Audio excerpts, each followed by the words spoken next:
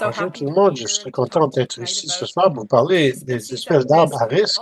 Aussi, vous parler un peu, je souhaite un petit peu plus sur les différentes stratégies qu'on utilise et qu'on pourrait utiliser pour adapter nos processus d'aménagement, hein. Mon nom, c'est Megan DeGraff, je suis directrice du programme forestier à la Forêt communautaire internationale, écologiste forestière, aussi candidat pour un doctorat à l'Université de Vaudreuil.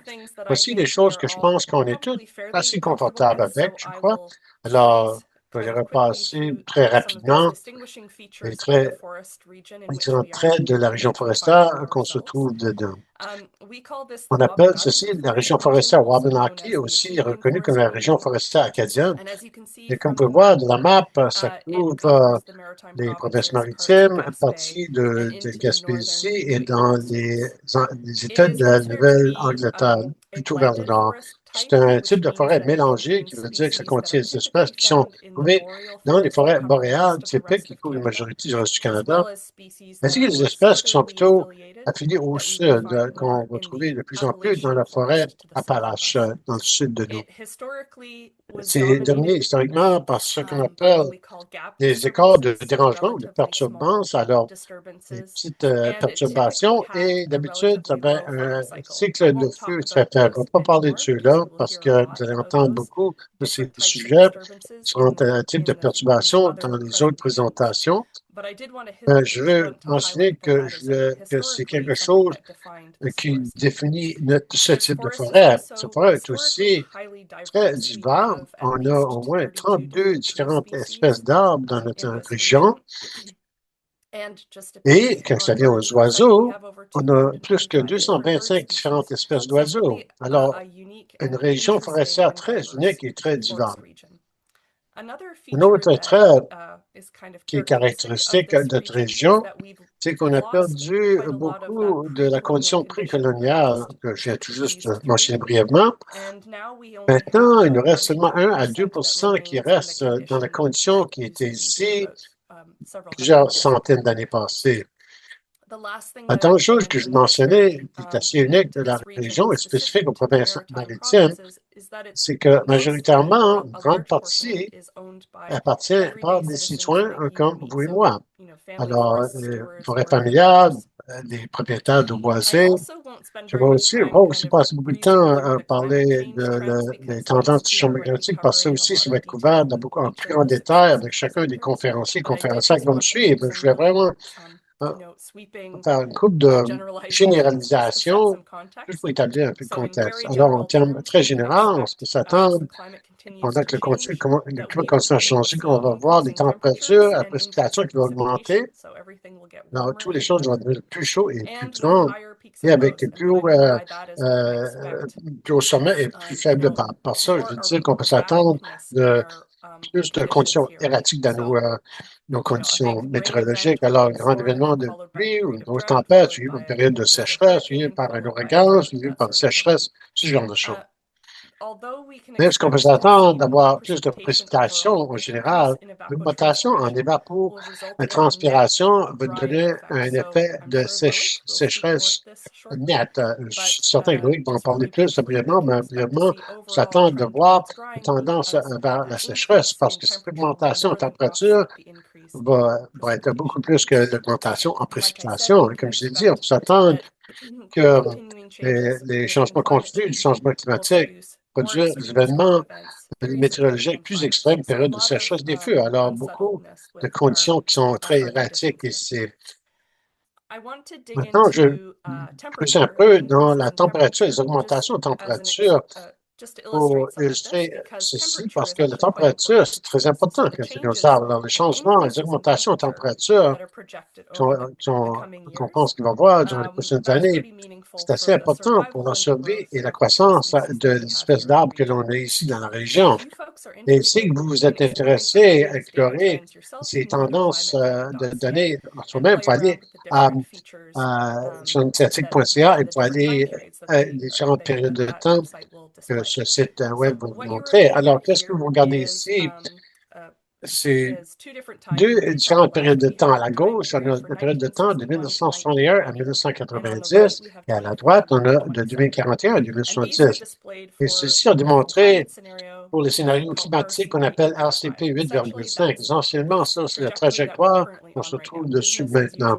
À faire, puisqu'on ne cherche aucun changement ici, ce qu'on peut s'attendre de voir. Et pour la période de temps de 1961 à 1990, alors, quand moi j'étais jeune fille, j'ai grandi proche de Sussex, mon Dieu, la température moyenne que j'aurais vécue durant un an était 5,2 degrés Celsius. Je me suis regardé à droite, température moyenne que je peux m'attendre de voir en tant que je complète ma vie, va être plutôt 9,5 degrés Celsius. Alors, c'est une grosse augmentation. Mais la température moyenne, le près d'un an, n'est pas aussi important pour nous, les humains, mais ce n'est pas quelque chose qu'on pense trop souvent. Mais je pense que celui-ci va résonner avec beaucoup d'entre vous. Alors, c'est même deux périodes de temps qu'on va utiliser à gauche et à droite. Au lieu de monter les températures, si je montre le nombre de journées avec l'humidex au-delà de 30 degrés, comme rappel, l'humidex, c'est l'expression de la combinaison de la chaleur et l'humidité qui fait sentir comme si c'est plus que 30 degrés Celsius à nos corps humains, à nos peaux. Alors, quand j'étais en train de grandir comme jeune fille, j'avais vécu 14 jours avec l'humidex au-delà de 30 degrés. Tandis que dans les prochains 40 ans, je peux m'attendre, vers la fin de ma vie, je m'attends à avoir plus que 54 journées par année où l'humidex se trouve au-delà de 30 degrés. Alors, ça, c'est une augmentation de 30 jours d'humidex sur 30. Et si vous pensez les derniers quelques mois où on a vécu des journées très chaudes, alors ceci se constatant dans le futur. Mais l'humidité, c'est pas si important, la chaleur et l'humidité ne sont pas nécessairement si importants aux arbres. Alors, pour revenir aux arbres une seconde, j'ai mentionné plutôt que la condition historique pour ce type de forêt, avant, on avait beaucoup de différents types de peuplement qui, certains avaient l'air plutôt comme cette photo. Alors, on a perdu, parce qu'on a perdu certains types de peuplement. Ceci, maintenant, cette forêt de bois franc est beaucoup moins commune que ce l'était avant sur le paysage. Aussi, maintenant, on est tout en train de voir de belles couleurs dans la province. Et ceci, c'est une image assez familière. On est encore accoutumé de voir des forêts mélangées, des belles couleurs brillantes. Il y a beaucoup d'érables rouges et d'érables sucre à travers le paysage, mais ceci moins commun que ce l'était avant. Et alors, qu'est-ce qui est plus commun à travers différents paysages et le changement des montants ou de meilleure représentation du sapin baumier, différentes épinards. Et dans ce cas ici, on va voir même un peu de trempe et de bouleaux jaunes qui sont vus dans cette image. Alors, ce genre de forêt est devenu plus représentatif du paysage ou surreprésenté comparé à notre population historique. Et ça, c'est à cause de l'intervention humaine et notre aménagement forestier. Ceci aussi est beaucoup plus commun que ce l'était sur la région. Alors, plus d'espèces de forêts boréales adaptées au froid sont plus communes à travers le paysage, soit dans les peuplements régénérés naturellement, ou dans le cas de cette photo, plantation d'épinards. Ça, c'est un problème. Alors, nous voici, on essaie on regarde les changements des espèces à travers l'aménagement et attacher aussi les commentaires que j'ai faits la semaine passée sur les températures, le changement de température.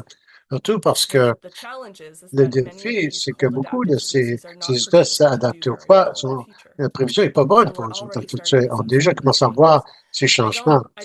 Je ne veux pas que vous cessiez d'essayer de prendre le tableau entièrement en considération, mais je vais vous montrer une couple de faits saillants. Le tableau montre, ça provient de l'analyse que j'ai faite l'année passée. J'ai comparé 3 différents projets de recherche et chacun des projets de recherche essaie de déterminer quelles espèces qui vont bien faire et quelles qui vont pas aussi bien faire pendant que le climat continue à changer. La bonne nouvelle, c'est que ils ont tous des résultats semblables. Alors, ça, c'est encourageant. Il y avait une certaine cohésion dans ces résultats. Et ceci, c'est une ressource qu'on va partager après le webinaire. Alors, vous pouvez regarder le tableau un petit peu plus en plus en détail plus tard. La version courte, c'est que les espèces boréales adaptées au froid qui sont maintenant surreprésentées sur le paysage, on s'attend qu'ils vont être en déclin. Les espèces comme le sapin baumier, le pin rouge, l'épinette blanche, le bouleau blanc. les espèces sont plus trouvées dans le sud de nous, telles que le chêne rouge, l'érable rouge, le pin blanc, ces espèces qui vont mieux faire, qui vont moins persévérer pendant que le climat continue à changer. Mais, alors ça, c'était la première fois que je parlais en général des espèces et comment ils pourraient peut-être pas changer pendant que le climat continue à changer. Mais j'ai des choses à partager. Il y a toujours des considérations supplémentaires.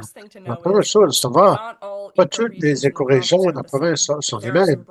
Il y a des prévisions générales sur comment les espèces vont changer au fil du temps, mais vous savez qu'il y a des petits astérisques à côté de ces énoncés.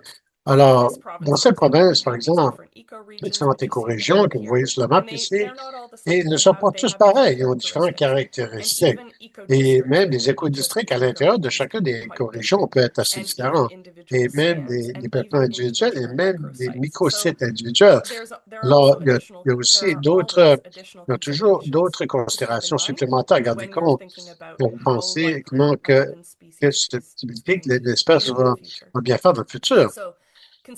Alors, considérez qu'il y a toutes les autres conditions que les préférences des espèces en processus sylvique, en foresterie, différence d'élévation dans les sols, les patrons majeurs de neige et de vent, tout ça, ceci peut influencer la façon que les espèces vont faire. Alors, par exemple, si vous avez un peuplement dans la région écologique Fundy, c'est l'endroit où l'épinette rouge son habitat préféré. L'épinette rouge aime les climats froide, côtière. Alors, si moi j'aurais un lot, je serais assez confortable pour encourager l'épinette rouge pour les prochaines décennies, tandis que peut-être ce serait pas une bonne chose pour les autres écorégions de cette province. Si vous avez une propriété dans les terres hautes, vous pourrez continuer peut-être à pousser du sapin bombier pour plus longtemps dans cette région que dans les autres régions de la province. En particulier, l'écorégion de Grand Lac, c'est l'endroit le plus chaud dans toutes ces provinces. Et ça, c'est l'espace où je me sentirais moins confortable à essayer de pousser du sapin bombier en particulier, mais beaucoup des épinards pour beaucoup plus longtemps. Je cherchais à faire une transition de ces espèces de mon boisé plus tôt au lieu que plus tard parce que c'est un haïtien de la province. Alors, pas une bonne chose pour l'espèce adaptée au froid. Mais comme je l'ai dit, il y a toutes sortes de considérations supplémentaires que vous devez toujours prendre en considération. Et ça va vous aider à choisir les bonnes espèces. Maintenant, j'ai parlé beaucoup des espèces, la composition des espèces, j'ai parlé beaucoup de certaines considérations supplémentaires autour des écorégions, écodistricts, conditions des peuplements et même écosystèmes. Et le troisième que je veux lancer dans le mélange pour considération, c'est l'idée de complexité. Alors, la complexité dans un peuplement pourrait être aussi importante que la composition des espèces en particulier. Je vais regarder ça avec cette photo. Comme vous pouvez voir dans le milieu de la photo, c'est un drapeau orange qui montre la frontière entre deux propriétés adjacentes. Et la ligne de frontière était plutôt un angle, alors c'est pas parfaitement devant votre visage dans cette photo, mais je pense que vous pouvez voir la différence entre les deux peuplements, les deux propriétés. Et si vous stationnez à un côté, maintenant, de penser que, bien sûr, les espèces sont très différentes de ces deux photos, stationnez ça sur un côté. Il y a beaucoup d'autres choses qui se passent qui sont très différentes entre ces deux propriétés. Et ça, c'est des choses que je veux mentionner parce que ça parle de l'idée de complexité. Alors, sur le côté droit, vous voyez une propriété qui a multiples cohortes, plusieurs différents âges. Vous pouvez voir ça, mais il y a beaucoup de différents niveaux dans la forêt, dans le couvert forestier, les différents niveaux dessous, beaucoup d'âges et de cohortes. La deuxième chose, c'est qu'il y a une abondance de snacks et de débris. Ceci, la forêt a été gérée différemment, a été récoltée plus d'une façon sélective dans le passé. Alors, il y avait des arbres qui sont morts de façon naturelle, produit des peuplements, des snacks ou des cas problématiques et ça crée du débris à terre. Il y a beaucoup de ça, même si c'est difficile à le voir avec toute la végétation. Ça pourrait être aussi différentes topographies. Alors, il y a des arbres qui ont tombé à cause du vent, produit un mont où la racine est sortie et dégradée au fil du temps et des pits où cette racine est sortie de la terre. Et cette microtopographie produit beaucoup de diversité pour les habitants et pour la faune. Et la dernière chose à percevoir ici, mais c'est difficile à voir, il y a plus de humus et de nutriments du sol qui est accumulé, beaucoup dans le sol ici, beaucoup de bons nutriments ainsi que des différents matériels pour les habitats et la faune. Comparé à l'autre côté, je pense que voir beaucoup de différences. Alors, il y a essentiellement un cohorte singulier ou un âge de cet peuplement. Il y a des snacks aussi au début, parce que ce peuplement est un niveau de développement exclusif de la tige. Alors, il y a des arbres euh, qui sont de petites dimensions. Et il y a du débris à terre, mais ça vient tout de cette taille singulière, ça vient tout d'un coup. Alors, il n'y aura pas beaucoup de débris ou de snags sur le période de temps. Donc, un pit, tout le monde, et ça, c'est assez stable. Et il y a considérablement moins d'humus et de nutriments du sol en comparaison avec le côté droit. Alors, essentiellement, vous pouvez certainement voir qu'à la droite, il y a beaucoup de choses qui se passent, côté gauche, au moins. Le résultat, c'est que vous avez beaucoup de complexité sur un côté et très peu de complexité sur l'autre. Mais je pense qu'on comprend tous que ça peut être pas un lien sur la résilience de la peuplement forestière, pour lequel à la droite a beaucoup plus de flexibilité. C'est comment qu'ils vont avec les perturbants, les insectes, les nuisibles, les maladies. Tandis que le peuplement à la gauche est plus vulnérable aux changements majeurs et de perturbations majeures. Alors, je vais changer de direction un peu juste pour amener ça à la gestion forestière, l'aménagement forestier, parce qu'on va intégrer ce genre de considérations climatiques dans notre gestion forestière. Alors, si vous rejoignez le webinaire la semaine dernière avec Dr. Thiron, vous aurez vu ce beau diagramme qui démontre le processus de l'intégration de toutes les différentes parties de les plans d'aménagement forestier. Je vais même parler de deux parties de ce diagramme et intégrer un peu de discussion sur comment est-ce qu'on parle du changement climatique, comment est-ce qu'on fait des plans pour s'adapter au changement climatique quand on fait l'aménagement de notre terre. La première chose, c'est bien sûr quand vous pensez à votre loisir, vous pensez comment que vous pouvez l'adapter ou ajouter au changement climatique, pour le faire plus résilient au changement climatique. Une chose de le faire, c'est caractériser, valoriser votre loisir. Vous devez comprendre qu'est-ce que vous avez en termes de composition d'espèces ou l'érosion des sols ou les risques de vent ou toutes ces différentes choses. Vous devez prendre en considération ce que vous avez et la prochaine étape va être pour créer un modèle et déterminer les prévisions, quels sont les risques sont pour votre peuplement que vous avez, la forêt que vous avez, et par la prévision sur quels effets du changement climatique va avoir sur votre loisir. Alors ça, c'est les deux points majeurs d'intersection avec le changement climatique. Le fait, ce n'est très simple, mais ce n'est pas, bien sûr. Il y a des grands obstacles devant vous pour faire un de ces deux phases, mais il y a des très bonnes ressources qui existent pour vous aider à faire ces choses. Alors, je peux vous référer au site Internet de Forêt communautaire internationale, premier point est identifié là.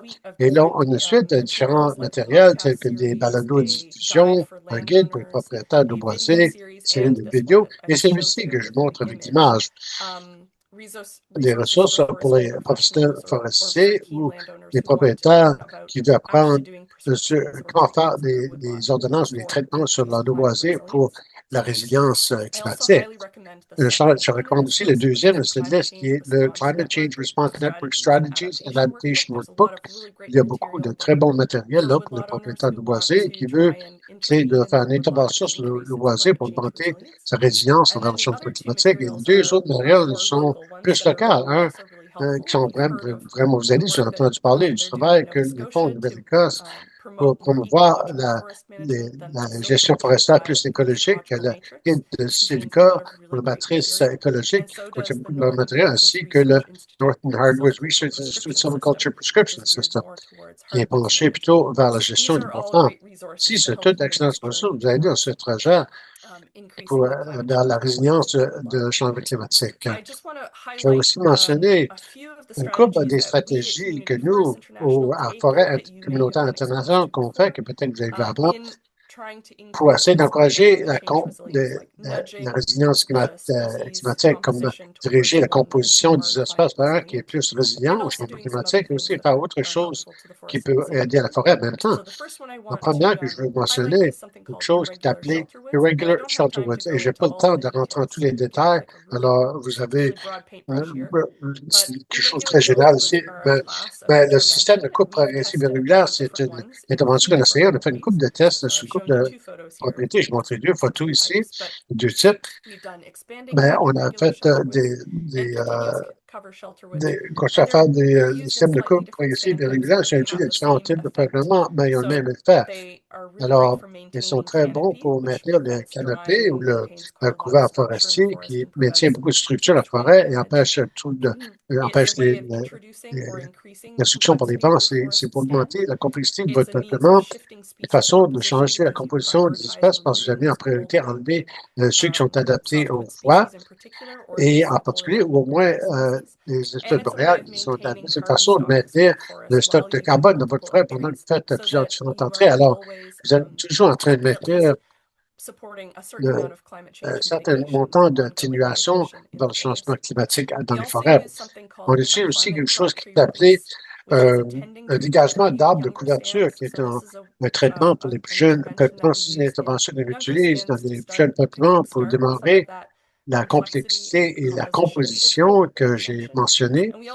Et aussi, on fait des plantations d'enregistrement pour augmenter la diversité des espèces d'un endroit. D'habitude, après avoir fait une intervention où il n'y avait pas beaucoup de bonnes générations naturelles. Alors, les dernières pensées sont qu'il y a des choses que vous devez jamais vous attendre. Parfois, pas oublier une couple de choses importantes. Quand vous faites votre planification, bien sûr, vous devez regarder l'espèce, la composition des espèces courantes. Vous avez besoin de garder le couvert forestier, mais aussi faire attention à la régénération et le niveau climat, parce que ça, c'est vos cohortes de futur. Ça, c'est le futur de votre forêt. Regardant cela, vous donne une idée, c'est qu'est-ce que vous travaillez avec, c'est la composition des espèces. Vous avez aussi besoin d'être réalistique sur les caractéristiques du site qui peut être limiter votre capacité de faire une transition de votre peuplement.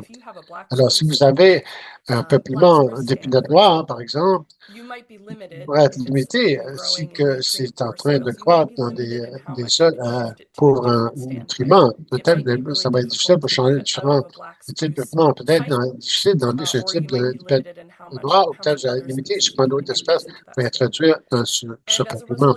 D'accord, vous devriez poser la clé pour plus longtemps pour changer un peuplement ou peut-être pour plusieurs entrées ou plus d'investissement en argent et en temps pour faire le changement, pour faire plus résilient et peut-être vous avez besoin d'être plus confortable avec certains montants de vulnérabilité. Mais je crois qu'il y a des opportunités pour améliorer presque n'importe quel peuplement pour faire résilient aux effets du changement climatique. Alors, conclusion, les espèces d'arbres adaptées au froid vont être en déclin, mais ceux qui sont affiliés dans le sud peut-être vont augmenter à un point où on a encore besoin de faire des changements majeurs, que c'est atténuer la crise climatique. Les écorégions écodistricts et les conditions de peuplement d'écocides, elles sont toutes importantes et peut-être ça va décider comment les espèces vont répondre à un endroit donné. Dans mon opinion, la complexité, c'est important que la diversité des espèces, alors sous-estimez-la pas et je vous ai fourni une liste de ressources et je souhaite que vous allez aller dans l'éducation. Merci beaucoup.